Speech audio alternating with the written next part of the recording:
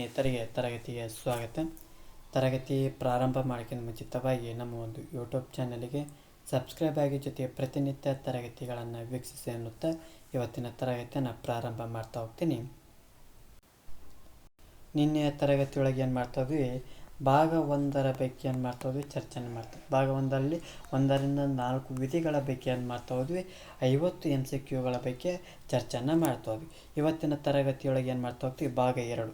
ಭಾಗ 2ರಲ್ಲಿ 5ರಿಂದ 11 ವಿಧಿಗಳ ಬಗ್ಗೆ ಈ ಒಂದು ತರಗತಿಯೊಳಗೆ ಚರ್ಚೆನ ಮಾಡ್ತೀವಿ. ಭಾಗ 2 ಏನು ತಿಳಿಸ್ತೈತಪ್ಪ ಅಂದರೆ ಪೌರತ್ವದ ಬಗ್ಗೆ ಈ ಒಂದು ವಿಧಿ ತಿಳಿಸ್ತಾ ಹೋಗ್ತದೆ. ಚರ್ಚೆನ ಮಾಡ್ತಾ ಹೋಗೋಣ. ನೇರವಾಗಿ ಪ್ರಶ್ನೆಗಳಿಗೆ ಬರ್ತಾ ಹೋಗ್ತೀನಿ. ಭಾರತೀಯ ಸಂವಿಧಾನದ ಯಾವ ಭಾಗವು ಪೌರತ್ವಕ್ಕೆ ಸಂಬಂಧಿಸಿದೆ? ಯಾವ ಭಾಗವು? ಭಾಗ 2 ಎದಕ್ಕೆ ತಿಳಿಸ್ತೈತಪ್ಪ ಅಂದ್ರೆ ಭಾಗ 2 ಭಾರತದ ಒಂದು ಪೌರತ್ವ ಬಗ್ಗೆ ತಿಳಿಸ್ತಾ ಹೋಗ್ತೈತಿ. ಭಾರತೀಯ ಸಂವಿಧಾನದ ಯಾವ ವಿಧಿಗಳು ಪೌರತ್ವಕ್ಕೆ ತಿಳಿಸ್ತಾ ಹೋಗ್ತಪ್ಪ ಅಂದ್ರೆ 5ರಿಂದ 11 ವಿಧಿಗಳು ಯಾವುದಕ್ಕೆ ತಿಳಿಸ್ತಾವ ಅಂದ್ರೆ ಪೌರತ್ವದ ಬಗ್ಗೆ ಈ ಒಂದು 5ರಿಂದ 11 ವಿಧಿಗಳು ತಿಳಿಸ್ತಾ ಹೋಗ್ತವೆ. ಭಾರತವು ಯಾವ ರೀತಿಯ ಪೌರತ್ವವನ್ನು ಹೊಂದಿದೆ? ಭಾರತವು ಯಾವ ರೀತಿಯ ಪೌರತ್ವವನ್ನು ಹೊಂದಿದಪ್ಪ ಅಂದ್ರೆ ಏಕ ಪೌರತ್ವವನ್ನು ಹೊಂದಿದೆ. ಜೊತೆಗೆ ಯಾವ ರಾಜ್ಯಗಳಿಗೆ ಯಾವುದೇ ರೀತಿಯ ಪ್ರತ್ಯೇಕ ಪೌರತ್ವವನ್ನು ನೀಡಿಲ್ಲ. ಹಾಗೆ ಈ ದೇಶಕ್ಕೆ ಒಂದೇ ಪೌರತ್ವವನ್ನು ನೀಡ್ತಾ ಹೋಗಿದೆ. ಹಾಗಾಗಿ ಭಾರತವು ಏಕ ಪೌರತ್ವವನ್ನು ಹೊಂದಿರೋದಕ್ಕೆ ಕಂಡು ಬರ್ತಾ ಹೋಗ್ತೈತಿ. ಭಾರತೀಯ ಸಂವಿಧಾನದಲ್ಲಿ ಏಕ ಪೌರತ್ವದ ಪರಿಕಲ್ಪನೆಯನ್ನು ಯಾವ ದೇಶದಿಂದ ಎರವಲು ಪಡೆದುಕೊಂಡವಪ್ಪ ಅಂದ್ರೆ ಬ್ರಿಟನ್ ದೇಶದಿಂದ ಎರವಲು ಪಡ್ಕೊಂಡೇವೆ. ಯಾವ ದೇಶದಿಂದ? ಬ್ರಿಟನ್. ಏನು ಪೌರತ್ವದ ಪರಿಕಲ್ಪನೆ, ಏಕ ಪೌರತ್ವದ ಪರಿಕಲ್ಪನೆಯನ್ನು ಬ್ರಿಟನ್ ದೇಶದಿಂದ ಏನು ಮಾಡಿದವಪ್ಪ ಅಂದ್ರೆ ಪಡೆದುಕೊಂಡಿದ್ದೇವೆ. ಸಂವಿಧಾನದ ಪ್ರಾರಂಭವಾಗುವಂಥ ಯಾರು ಪೌರತ್ವಕ್ಕೆ ಅರ್ಹರು ಅಂತಂದು ತಿಳಿಸುವ ವಿಧಿ ಯಾವುದು ಅಂತ ಹೇಳ್ತಾರೆ. ಅಂದ್ರೆ ಸಂವಿಧಾನ ಪ್ರಾರಂಭವಾದಾಗ ಯಾವ ಪ್ರಾರಂಭಕ್ಕೈತಿ? 1950 ಜನವರಿ 26 ಏನಕ್ಕೈತಿ ಸಂವಿಧಾನ ಪ್ರಾರಂಭಕ್ಕೈತಿ. ಇಲ್ಲಿಂದ ಏನು ಯಾರು ಒಂದು ಪೌರತ್ವಕ್ಕೆ ಯಾರು ಅರ್ಹರಪ್ಪ ಅಂದ್ರೆ ವಿಧಿ 5ನೇ ವಿಧಿ ತಿಳಿಸ್ತಾ ಹೋಗ್ತೈತಿ. ಅಂದ್ರೆ ವಿಧಿ 5ನೇ ವಿಧಿಯು ಸಂವಿಧಾನ ಪ್ರಾರಂಭದಲ್ಲಿ ಭಾರತದಲ್ಲಿ ವಾಸವಾಗಿದ್ದವರ ಪೌರತ್ವದ ಬಗ್ಗೆ ಏನು ಮಾಡ್ತಾ ಹೋಗ್ತೈತಿ, ತಿಳಿಸ್ತಾ ಹೋಗ್ತೈತಿ. ಪಾಕಿಸ್ತಾನದಿಂದ ಭಾರತಕ್ಕೆ ವಲಸೆ ಬಂದ ವ್ಯಕ್ತಿಗಳ ಪೌರತ್ವದ ಹಕ್ಕುಗಳ ಬಗ್ಗೆ ತಿಳಿಸುವ ವಿಧಿ ಯಾವುದಪ್ಪ ಅಂದ್ರೆ 6ನೇ ವಿಧಿ. 6ನೇ ವಿಧಿ ಏನು ತಿಳಿಸ್ತದಪ್ಪ ಅಂದ್ರೆ ಪಾಕಿಸ್ತಾನದಿಂದ ವಲಸೆ ಬಂದಂಥ ವ್ಯಕ್ತಿಗಳ ಒಂದು ಪೌರತ್ವದ ಬಗ್ಗೆ ವಿಧಿ 6ನೇ ವಿಧಿ ತಿಳಿಸ್ತಾ ಹೋಗ್ತೈತಿ. ಜೊತೆಗೆ ಭಾರತದಿಂದ ಪಾಕಿಸ್ತಾನಕ್ಕೆ ವಲಸೆ ಹೋಗಿ ನಂತರ ಮತ್ತೆ ಭಾರತಕ್ಕೆ ಮರಳಿದವರ ಪೌರತ್ವಕ್ಕೆ ಸಂಬಂಧಿಸಿದ ವಿಧಿ ಯಾವುದಪ್ಪ ಅಂದ್ರೆ 7ನೇ ವಿಧಿ. ಈ 7ನೇ ವಿಧಿ ಇದು 6ನೇ ವಿಧಿ ಅಂತ ತಿಳಿಸಿದೆ. ಪಾಕಿಸ್ತಾನದಿಂದ ಭಾರತಕ್ಕೆ ವಲಸೆ ಬಂದವರ ವ್ಯಕ್ತಿಗಳ ಪೌರತ್ವ ತಿಳಿಸಿದ್ರೆ 7ನೇ ವಿಧಿ ಏನು ತಿಳಿಸ್ತಂದ್ರೆ ಭಾರತದಿಂದ ಪಾಕಿಸ್ತಾನಕ್ಕೆ ಹೋಗಿ ಮತ್ತೆ ವಲಸೆಯಾಗಿ ಎಲ್ಲಿ ಬರ್ತಾರಪ್ಪ ಭಾರತಕ್ಕೆ ಬರ್ತಾರೆ. ಇವ್ರು ಯಾವ ವಿಧಿ ತಿಳಿಸ್ತಂದ್ರೆ ಸಂವಿಧಾನದ 7ನೇ ವಿಧಿ ತಿಳಿಸ್ತಾ ಹೋಗ್ತೈತಿ. ಭಾರತದ ಹೊರಗೆ ವಾಸಿಸುವ ಭಾರತೀಯ ಮೂಲದ ವ್ಯಕ್ತಿಗಳು ಪೌರತ್ವದ ಹಕ್ಕುಗಳನ್ನು ತಿಳಿಸುವ ವಿಧಿ ಯಾವುದು? ಅಂದ್ರೆ ಭಾರತದ ಹೊರಗೆ ವಾಸಿಸುವಂಥ ಭಾರತೀಯ ಮೂಲದ ವ್ಯಕ್ತಿಗಳ ಬಗ್ಗೆ ಪೌರತ್ವದ ಹಕ್ಕುಗಳ ಬಗ್ಗೆ ತಿಳಿಸುವಂಥ ವಿಧಿ ಯಾವುದಪ್ಪ ಅಂದರೆ 8ನೇ ವಿಧಿ ತಿಳಿಸ್ತಾ ಹೋಗ್ತೈತಿ. ಸ್ವಯಂ ಪ್ರೇರಿತವಾಗಿ ವಿದೇಶಿ ದೇಶದ ಪೌರತ್ವವನ್ನು ಪಡೆದರೆ ಭಾರತದ ಪೌರತ್ವವು ರದ್ದಾಗುತ್ತದೆ ಎಂದು ತಿಳಿಸುವ ವಿಧಿ ಯಾವುದು? ಅಂದ್ರೆ ಸ್ವಯಂ ಪ್ರೇರಿತವಾಗಿ ವಿದೇಶಿ ದೇಶದ ಪೌರತ್ವವನ್ನು ಪಡೆದುಕೊಂಡಪ್ಪ ಅಂದ್ರೆ ಭಾರತದ ಪೌರತ್ವ ರದ್ದಾಗುತ್ತದೆ ಎಂದು ತಿಳಿಸುವಂಥ ವಿಧಿ ಯಾವುದಪ್ಪ ಅಂದ್ರೆ 9ನೇ ವಿಧಿ. ಅಂದ್ರೆ ಏನೋ ಒಂದು ಓದಿಕೊಂಡು ಬೇರೆ ದೇಶಕ್ಕೆ ಕೆಲಸಕ್ಕೆ ಹೋಗ್ತಾರೆ. ಆ ದೇಶದಲ್ಲಿ ಇರಬೇಕು ಅಂದ್ಕೊಂಡು ಏನು ಮಾಡ್ತಾರೆ, ಆ ದೇಶದ ಒಂದು ಪೌರತ್ವವನ್ನು ಪಡ್ಕೊಳ್ತಾ ಹೋಗ್ತಾರೆ. ಆ ಬೇರೆ ದೇಶದ ಒಂದು ಪೌರತ್ವವನ್ನು ಪಡ್ಕೊಂಡಪ್ಪ ಅಂದ್ರೆ ಆಟೋಮೆಟಿಕ್ಕಾಗಿ ಭಾರತದ ಪೌರತ್ವ ಏನಾಗುತ್ತೆ, ರದ್ದಾಗೈತಿ. ಹಾಗಾಗಿ ಈ ಒಂದು ಯಾವ ವಿಧಿ ತಿಳಿಸ್ತೈತಪ್ಪ ಅಂದ್ರೆ 9ನೇ ವಿಧಿ ತಿಳಿಸ್ತಾ ಹೋಗ್ತೈತಿ. ನಾಗರಿಕರ ಪೌರತ್ವದ ಹಕ್ಕುಗಳ ಮುಂದುವರಿಕೆಯ ಬಗ್ಗೆ ಭರವಸೆ ನೀಡುವ ವಿಧಿ ಯಾವುದು? ಅಂದ್ರೆ ನಾಗರಿಕರ ಪೌರತ್ವದ ಹಕ್ಕುಗಳ ಮುಂದುವರಿಕೆಯ ಬಗ್ಗೆ ಭರವಸೆ ನೀಡುವಂಥ ವಿಧಿ ಯಾವುದಪ್ಪ ಅಂದ್ರೆ 10ನೇ ವಿಧಿ ತಿಳಿಸ್ತಾ ಹೋಗ್ತೈತಿ. ಪೌರತ್ವದ ಒಂದು ಹಕ್ಕುಗಳನ್ನು ನಿಯಂತ್ರಿಸಲು ಮತ್ತು ಕಾನೂನು ರೂಪಿಸಲು ಸಂಸತ್ತಿಗೆ ಮಾತ್ರ ಅಧಿಕಾರವಿದೆ ಎಂದು ತಿಳಿಸುವ ವಿಧಿ ಯಾವುದಪ್ಪ ಅಂದ್ರೆ 11ನೇ ವಿಧಿಯಾಗಿದೆ. ಪೌರತ್ವದ ಹಕ್ಕುಗಳನ್ನು ನಿಯಂತ್ರಣ ಮಾಡಲು ಮತ್ತು ಕಾನೂನು ರೂಪಿಸಲು ಯಾರಿಗೆ ಅಧಿಕಾರ ಐತಪ್ಪ ಅಂದ್ರೆ ಸಂಸತ್ತಿಗೆ ಮಾತ್ರ ಅಧಿಕಾರ ತಂದು ಸಂವಿಧಾನದ 11ನೇ ವಿಧಿ ಏನು ಮಾಡ್ತೈತಿ ತಿಳಿಸ್ತಾ ಹೋಗ್ತೈತಿ. ಭಾರತೀಯ ಪೌರತ್ವ ಕಾಯ್ದೆಯನ್ನು ಸಂಸತ್ತು ಮೊದಲ ಬಾರಿಗೆ ಯಾವಾಗ ಜಾರಿಗೆ ಮಾಡ್ತಾರಪ್ಪ ಅಂದ್ರೆ 1955ರಲ್ಲಿ ಭಾರತದ ಪೌರತ್ವ ಕಾಯ್ದೆಯನ್ನು ಜಾರಿಗೆ ಮಾಡ್ತಾ ಹೋಗ್ತಾರೆ. ಈ ಭಾರತೀಯ ಪೌರತ್ವ ಕಾಯ್ದೆಯ ಅಂದ್ರೆ 1955ರ ಪ್ರಕಾರ ಪೌರತ್ವವನ್ನು ಎಷ್ಟು ವಿಧಾನದಲ್ಲಿ ಪಡಿಬೋದಪ್ಪ ಅಂದ್ರೆ 5 ವಿಧಾನದಲ್ಲಿ ಪಡಿಬೋದು. ಯಾವ ರೀತಿ? ಜನನದ ಮೂಲಕ, ವಂಶಾವಳಿಯ ಮೂಲಕ, ನೋಂದಣಿಯ ಮೂಲಕ, ದೇಶೀಕರಣಗಳ ಮೂಲಕ ಮತ್ತು ಭೂಪ್ರದೇಶದ ಸೇರ್ಪಡೆಯ ಮೂಲಕ ಏನು ಮಾಡ್ಬೋದು ನಾವು 5 ರೀತಿಯ ಒಂದು ವಿಧಾನಗಳು. ಒಂದು ಜನನ, ವಂಶಾವಳಿ ಮತ್ತು ದೇಶೀಕರಣ ಮತ್ತು ಭೂಪ್ರದೇಶಗಳ ಏನದು ಸೇರ್ಪಡೆ ಮತ್ತು ನೋಂದಣಿಯ ಮೂಲಕ ಏನು ಮಾಡ್ಬೋದು ಭಾರತದ ಒಂದು ಪೌರತ್ವವನ್ನು ಪಡೆದುಕೊಳ್ಳಬಹುದು. ಭಾರತೀಯ ಪೌರತ್ವವನ್ನು ಎಷ್ಟು ವಿಧಾನಗಳಲ್ಲಿ ಕಳೆದುಕೊಳ್ಳಬಹುದು ಅಂದ್ರೆ 3 ವಿಧಾನಗಳಲ್ಲಿ ಕಳ್ಕೊಳ್ಬೋದು. ಒಂದು ಪರಿತ್ಯಾಗ ಮಾಡೋದು, ಇನ್ನೊಂದು ಮುಕ್ತಾಯ ಮಾಡೋದು, ಇನ್ನೊಂದು ರದ್ಧತೆಯನ್ನು ಮಾಡೋದು. ಎಷ್ಟು? 3 ಪರಿತ್ಯಾಗ, ಮುಕ್ತಾಯ ಮತ್ತು ರದ್ಧತೆಗಳ ಮೂಲಕ ಏನು ಮಾಡ್ಬೋದು ಭಾರತೀಯ ಪೌರತ್ವವನ್ನು ಕಳೆದುಕೊಳ್ಳಬಹುದು. ಪಡೆಯುವಾಗ 5 ವಿಧಾನಗಳಿದ್ದಾವೆ, ಕಳೆಯುವಾಗ 3 ವಿಧಾನಗಳಿವೆ. ಯಾವ ಸಚಿವಾಲಯವು ಭಾರತೀಯ ಪೌರತ್ವಕ್ಕೆ ಸಂಬಂಧಿಸಿದ ವಿಷಯಗಳನ್ನು ನಿರ್ವಹಣೆ ಮಾಡ್ತಾ ಹೋಗ್ತೈತಿ ಅಂದ್ರೆ ಯಾವ ಸಚಿವಾಲಯ ಭಾರತೀಯ ಪೌರತ್ವಕ್ಕೆ ಸಂಬಂಧಿಸಿದ ವಿಷಯಗಳನ್ನು ನಿರ್ವಹಣೆ ಮಾಡ್ತೈತಪ್ಪ ಅಂದ್ರೆ ಗೃಹ ಸಚಿವಾಲಯವು ನಿರ್ವಹಣೆಯನ್ನು ಮಾಡ್ತಾ ಹೋಗ್ತೈತಿ. ಅಂದ್ರೆ ಪೌರತ್ವವನ್ನು ನೀಡುವುದು, ರದ್ದುಪಡಿಸುವುದು ಎಲ್ಲ ಜವಾಬ್ದಾರಿಗಳು ಕೇಂದ್ರ ಗೃಹ ಸಚಿವಾಲಯದ ಒಂದು ವ್ಯಾಪ್ತಿಗೆ ಕಾಣ್ತಾ ಹೋಗ್ತೀವಿ. 26 ಜನವರಿ 1950ರಂದು ಅಥವಾ ಅದರ ನಂತರ ಭಾರತದಲ್ಲಿ ಜನಿಸಿದ ವ್ಯಕ್ತಿಗೆ ಜನನದ ಆಧಾರದ ಮೇಲೆ ಪೌರತ್ವ ನೀಡಲು ಏನು ನಿಯಮ ಇದೆ ಅಂದ್ರೆ ಆತನ ಹೆತ್ತವರಲ್ಲಿ ಕನಿಷ್ಠ ಒಬ್ಬರು ಏನಾಗಿರಬೇಕು ಭಾರತದ ನಾಗರಿಕರು ಆಗಿರಬೇಕು. ಪ್ರವಾಸಿ ಭಾರತೀಯ ದಿನವನ್ನು ಯಾವಾಗ ಆಚರಣೆಯನ್ನು ಮಾಡ್ತಾ ಹೋಗ್ತಾರೆ?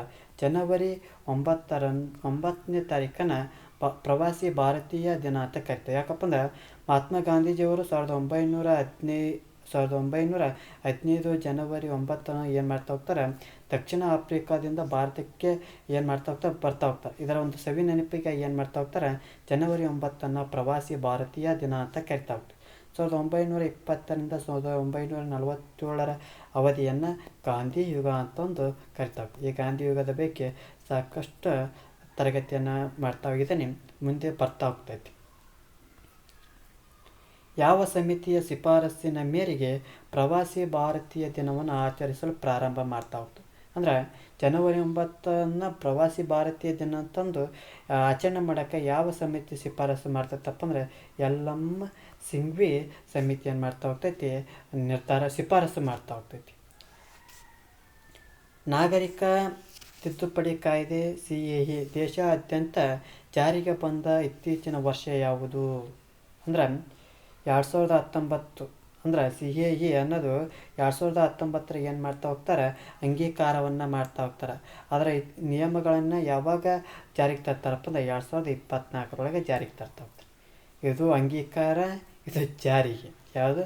ನಾಗರಿಕತ್ವ ತಿದ್ದುಪಡಿ ಕಾಯ್ದೆ CAA 2019 ಅಡಿಯಲ್ಲಿ ಯಾವ ದೇಶಗಳ ಅಲ್ಪಸಂಖ್ಯಾತರಿಗೆ ಭಾರತೀಯ ಪೌರತ್ವ ನೀಡಲು ಅವಕಾಶವಿದೆ ಅಂದ್ರೆ ನಾಗರಿಕತ್ವ ತಿದ್ದುಪಡಿ ಕಾಯ್ದೆಯ ಅಡಿಯಲ್ಲಿ ಯಾವ ದೇಶಗಳ ಅಲ್ಪಸಂಖ್ಯಾತರಿಗೆ ಏನು ಮಾಡ್ಬೋದು ನಾವು ಭಾರತೀಯ ಪೌರತ್ವ ನೀಡಬಹುದಪ್ಪ ಅಂದ್ರೆ 1ನೇದು ಪಾಕಿಸ್ತಾನಕ್ಕೆ ನೀಡಬಹುದು, 2ನೇದು ಬಾಂಗ್ಲಾದೇಶಕ್ಕೆ ನೀಡಬಹುದು, 3ನೇದು ಅಫ್ಘಾನಿಸ್ತಾನಕ್ಕೆ ನೀಡಬಹುದು. ಇವೆರಡು ಇತ್ತೀಚೆಗೆ ಏನಾಗೋ ನಮಗೆ ಪರಮ ವೈರಿಗಳಾಗಿ ಅಫ್ಘಾನಿಸ್ತಾನ ನಮ್ಮ ಒಂದು ಮಿತ್ರ ರಾಷ್ಟ್ರ ಅನ್ನೋದು ನೆನಪಿನಾಗಿರಿ. ಯಾವ ಧರ್ಮದ ಜನರನ್ನು CAA 2019 ಅಡಿಯಲ್ಲಿ ಪೌರತ್ವಕ್ಕೆ ಪರಿಗಣಿಸಲಾಗಿದೆ? ಯಾವ ಧರ್ಮದ ಜನರನ್ನು CAA 2019 ಅಡಿಯಲ್ಲಿ ಪೌರತ್ವಕ್ಕೆ ಪರಿಗಣಿಸಲಾಗಿದೆ? ಯಾವಪ್ಪ ಅಂದ್ರೆ ಹಿಂದೂ, ಸಿಖ್, ಬೌದ್ಧ, ಜೈನ, ಪಾರ್ಸಿ, ಕ್ರಿಶ್ಚಿಯನ್. ಇದರಲ್ಲಿ ಮುಸ್ಲಿಂ ಅನ್ನೋದು ಎಲ್ಲ. ಯಾವುದು? ಮುಸ್ಲಿಂ ಅನ್ನೋದು ಎಲ್ಲ. ಇಲ್ಲಿ ಹಿಂದೂ, ಸಿಖ್, ಬೌದ್ಧ, ಜೈನ, ಪಾರ್ಸಿ, ಕ್ರಿಶ್ಚಿಯನ್ ಧರ್ಮದ ಜನರನ್ನು CAA 2019 ಅಡಿಯಲ್ಲಿ ಪೌರತ್ವಕ್ಕೆ ಏನು ಮಾಡ್ಬೋದು ನಾವು ಪರಿಗಣನೆಯನ್ನು ಮಾಡ್ಬೋದು. ಒಟ್ಟು 6 ಧರ್ಮಗಳು ನಿರ್ದಿಷ್ಟಪಡಿಸಿದಂಥ ಈ 3 ದೇಶಗಳಲ್ಲಿ 6 ಧರ್ಮಗಳ ಜನರಿಗೆ ಏನು ಮಾಡ್ಬೋದು, ಅರ್ಹತೆಯನ್ನು ನೀಡ್ತಾ ಹೋಗ್ಬೋದು. ಜೊತೆಗೆ CAA 2019 ಪ್ರಕಾರ ಪೌರತ್ವ ಪಡೆಯಲು ಭಾರತೀಯ CAA 2019 ಪ್ರಕಾರ ಪೌರತ್ವ ಪಡೆಯಲು ಭಾರತಕ್ಕೆ ಬಂದಿರಬೇಕಾದ ಕೊನೆಯ ದಿನಾಂಕ ಯಾವುದಪ್ಪ ಅಂದ್ರೆ 30 ಡಿಸೆಂಬರ್ 2014. ಅಂದ್ರೆ ಏನು ಈ ಒಂದು ತಿದ್ದುಪಡಿಯ ಮೂಲಕ ಏನು ಮಾಡ್ಬೋದಪ್ಪ ಈ ಒಂದು CAA 2019 ಪ್ರಕಾರ ನಾವು ಪೌರತ್ವ ಪಡಿಬೇಕಪ್ಪ ಅಂದ್ರೆ ಭಾರತಕ್ಕೆ ಯಾವಾಗ ಬಂದಿರಬೇಕಪ್ಪ ಅಂದ್ರೆ 31 ಡಿಸೆಂಬರ್ 2014 ಒಳಗೆ ಬಂದಿರಬೇಕು. ಆಗ ಮಾತ್ರ ನಾವು ಏನು ಮಾಡ್ಬೋದು, ಅವರಿಗೆ ಪೌರತ್ವವನ್ನು ಕೊಡಬಹುದು ಅಂತ ಹೇಳ್ತಾ ಹೋಗ್ತಾರೆ. ಭಾರತದ ಪೌರತ್ವವನ್ನು ಪಡೆದ ವಿದೇಶಿಯರಿಗೆ ಭಾರತದ ಸಂವಿಧಾನದ ಯಾವ ಮೂಲಭೂತ ಹಕ್ಕುಗಳು ಲಭ್ಯವಿರುವುದಿಲ್ಲ. ಅಂದರೆ ಭಾರತದ ಪೌರತ್ವವನ್ನು ಪಡೆದಂಥ ವಿದೇಶಿಯರಿಗೆ ಭಾರತ ಸಂವಿಧಾನದ ಯಾವ ಮೂಲಭೂತ ಹಕ್ಕುಗಳು ಲಭ್ಯವಿರಂಗಿಲ್ಲಪ್ಪ ಅಂದ್ರೆ 15ನೇ ವಿಧಿಯಲ್ಲ, 16ನೇ ವಿಧಿಯಲ್ಲ, 19ನೇ ವಿಧಿಯಲ್ಲ, 29ನೇ ವಿಧಿಯಲ್ಲ, ಜೊತೆಗೆ 30ನೇ ವಿಧಿ ಇಲ್ಲ. ಇವು ಸ್ವಾತಂತ್ರ್ಯದ ಒಂದು ಹಕ್ಕಿನಲ್ಲಿ ಬರ್ತಾ ಹೋಗ್ತಾವೆ. ಇವು ಯಾವುದರಲ್ಲಿ ಬರ್ತಾವೆ ಅನ್ನೋದು ಕಮೆಂಟ್ ಬಾಕ್ಸ್ನ ಮೂಲಕ ತಿಳಿಸ್ತಾ ಹೋಗ್ರಿ.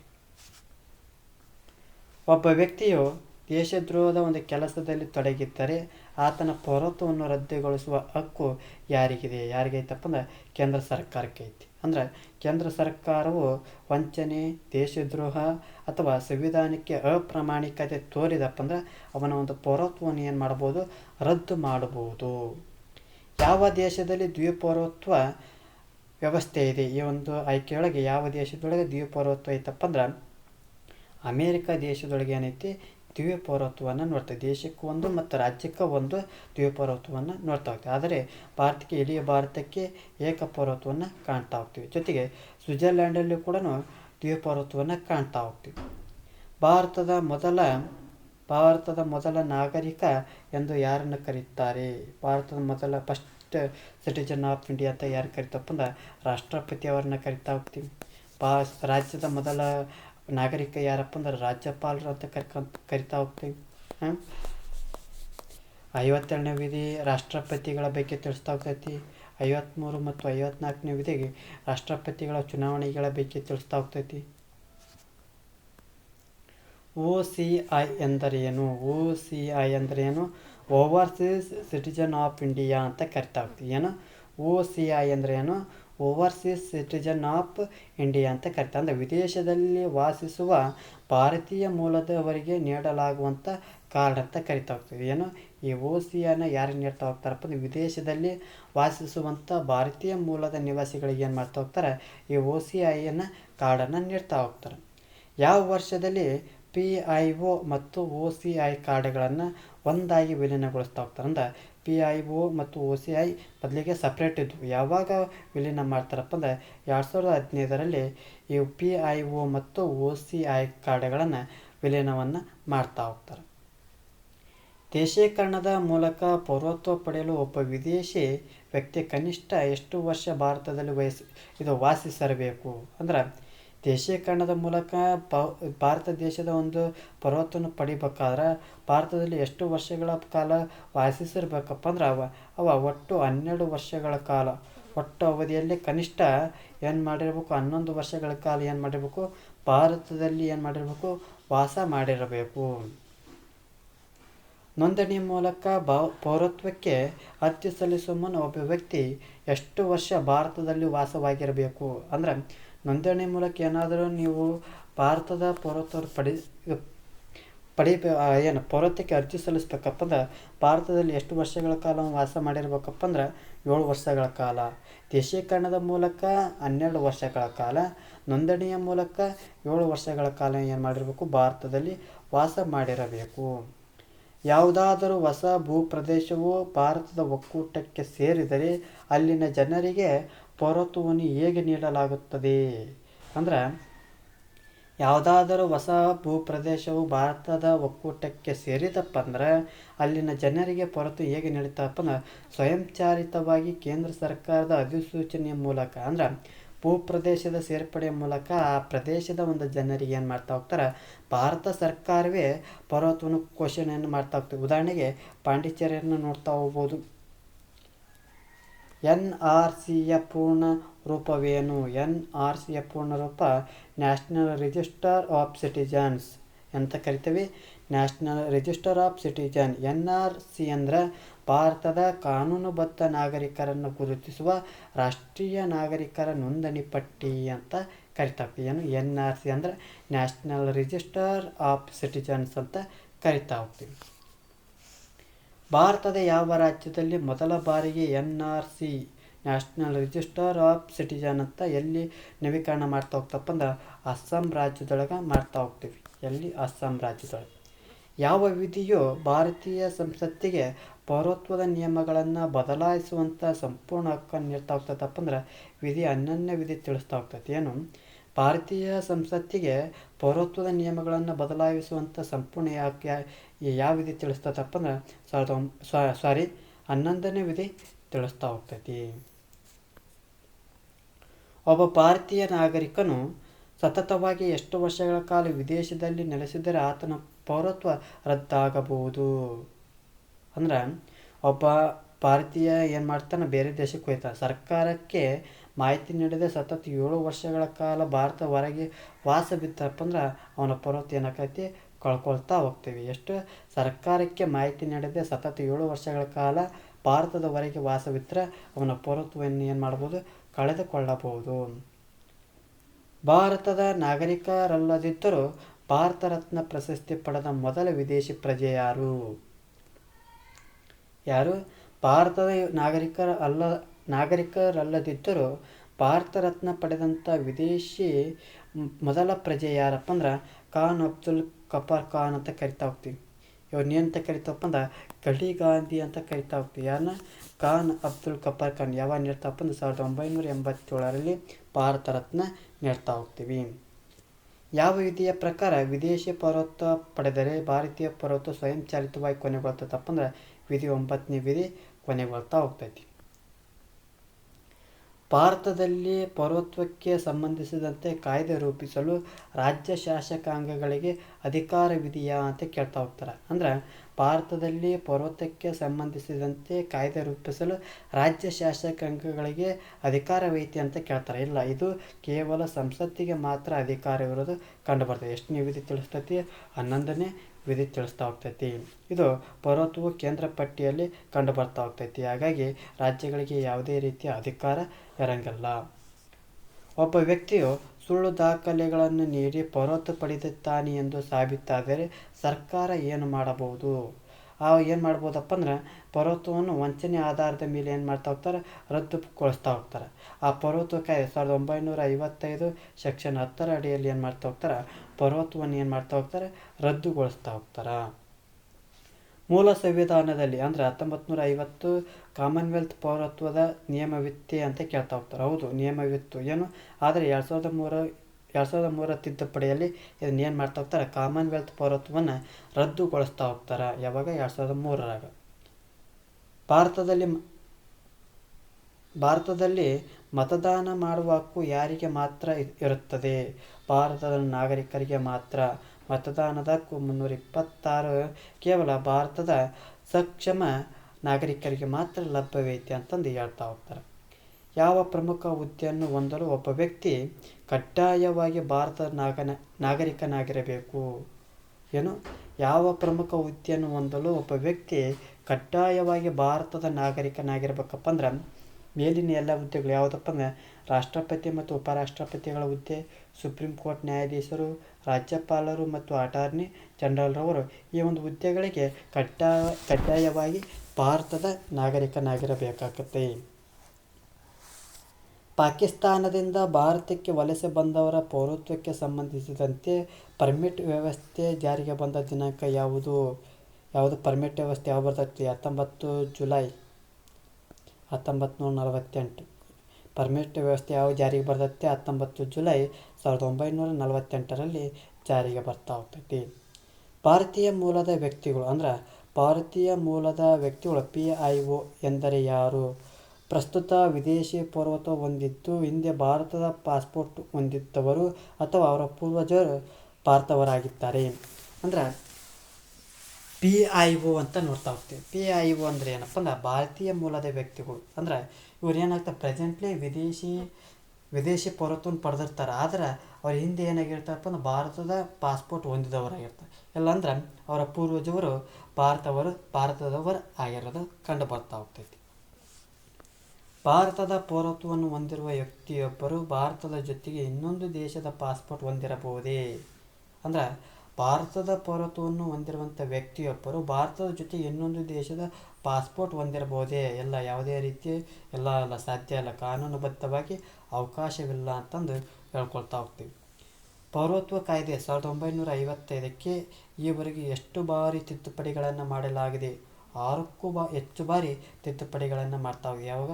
1986, 92, 3, 5, 15, 19ರಲ್ಲಿ ಒಟ್ಟು 6ಕ್ಕಿಂತ ಹೆಚ್ಚು ಬಾರಿ ಏನು ಮಾಡ್ತಾ ಪೌರತ್ವ ಕಾಯ್ದೆ 1955ರಲ್ಲಿ 6 ಬಾರಿ ತಿದ್ದುಪಡಿಯನ್ನು ಮಾಡ್ತಾ ಹೋಗ್ತಾರೆ. ವಂಶಾವಳಿಯ ಮೂಲಕ ಪೌರತ್ವ ಪಡೆಯಲು 1992ರ ತಿದ್ದುಪಡಿಯ ಮಹತ್ವ ಏನು? ಅಂದ್ರೆ ವಂಶಾವಳಿಯ ಮೂಲಕ ನಾವು ಪೌರತ್ವ ಪಡಿಬೇಕಾದ್ರೆ 1992ರ ತಿದ್ದುಪಡಿಯ ಮಹತ್ವ ಅಂತ ಕೇಳ್ತಾ ಹೋಗ್ತಾರೆ. ಅಂದ್ರೆ ತಾಯಿಯ ನಾಗರಿಕತ್ವದ ಆಧಾರದ ಮೇಲೂ ಕೂಡ ಪೌರತ್ವವನ್ನು ಪಡೆಯಲು ಅವಕಾಶವನ್ನು ನೀಡ್ತವೆ.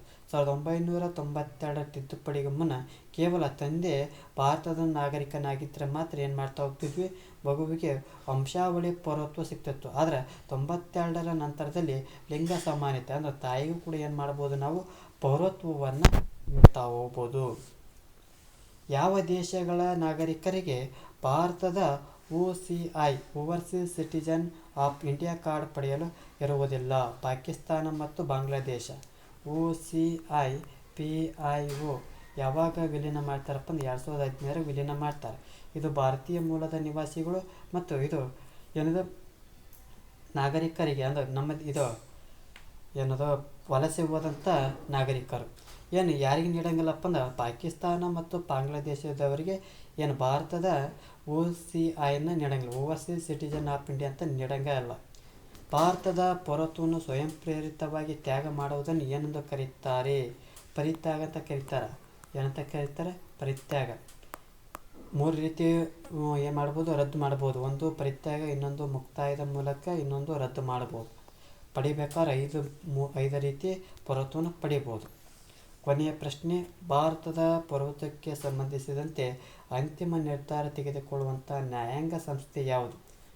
ಯಾವುದಪ್ಪ ಅಂದ್ರೆ ಭಾರತದ ಸುಪ್ರೀಂ ಕೋರ್ಟ್ ಏನು ಮಾಡ್ತಾ ಹೋಗ್ತೈತಿ, ಭಾರತದ ಪೌರತ್ವಕ್ಕೆ ಸಂಬಂಧಿಸಿದಂತೆ ಅಂತಿಮ ನಿರ್ಧಾರ ತೆಗೆದುಕೊಳ್ಳುವಂಥ ನ್ಯಾಯಾಂಗ ಸಂಸ್ಥೆ ಯಾವುದಪ್ಪ ಅಂದ್ರೆ ಭಾರತದ ಸುಪ್ರೀಂ ಕೋರ್ಟನ್ನು ನೋಡ್ತಾ ಹೋಗ್ತೀವಿ. ಇದಿಷ್ಟೇನಪ್ಪ ಅಂದ್ರೆ ಸಂವಿಧಾನದ ಭಾಗ 2 ಪೌರತ್ವದ ಬಗ್ಗೆ ಏನು ಮಾಡ್ತಾ ಓದಿವಿ. 50 MCQಗಳ ಬಗ್ಗೆ ಏನು ಮಾಡ್ತೀವಿ, ಚರ್ಚೆಯನ್ನು ಮಾಡ್ತೀವಿ. ಈ ಒಂದು ತರಗತಿ ಇಷ್ಟ ಆಗಿತ್ತಪ್ಪ ಅಂದ್ರೆ ನಮ್ಮ ಒಂದು ಯೂಟ್ಯೂಬ್ ಚಾನಲ್ಗೆ ಏನು ಮಾಡ್ತಾ ಹೋಗಿ ಸಬ್ಸ್ಕ್ರೈಬ್ ಆಗಿ. ಈ ಒಂದು ತರಗತಿ ಇಷ್ಟ ಆಗಿತ್ತಪ್ಪ ಅಂದ್ರೆ ಲೈಕ್ ಮಾಡಿ, ಇಲ್ಲದಿದ್ದರೆ ಡಿಸ್ಲೈಕ್ ಮಾಡಿ. ಏನಾದರೂ ದೋಷಗಳು ಮತ್ತು ನಿಮ್ಮ ಒಂದು ಅಭಿಪ್ರಾಯವನ್ನು ಕಮೆಂಟ್ ಬಾಕ್ಸ್ನ ಮೂಲಕ ತಿಳಿಸಿ ಅನ್ನುತ್ತಾ ಈ ಒಂದು ತರಗತಿಯನ್ನು ಮುಗಿಸ್ತಾ ಇದ್ದೀನಿ. ಎಲ್ಲರಿಗೂ ಧನ್ಯವಾದಗಳು.